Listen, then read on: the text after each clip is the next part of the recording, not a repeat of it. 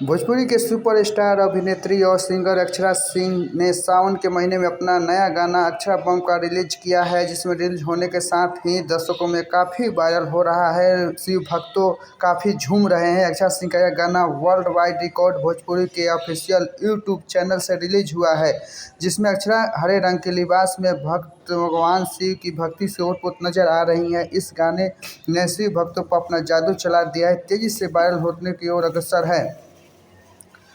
इसको लेकर अक्षरा सिंह ने कहा कि अक्षरा बम सिर्फ मेरा गाना नहीं, भगवान शिव के तमाम भक्तों का गाना है, इसलिए सभी इसे खूब सुने और प्यार और आशीर्वाद दें। अक्षरा सिंह ने कहा कि गाने में मैंने भगवान की स्तुति की है, जो दर्शकों और श्रोताओं को सावन के उत्सव में भक्ति भाव से ओतप्रोत कर देगा। भगवान शिव के लिए इस गाने में मेरे दिल में आवाज़ निकलती है, मुझे यकीन है कि आपके दिलों तक जरूर पहुँचेगी।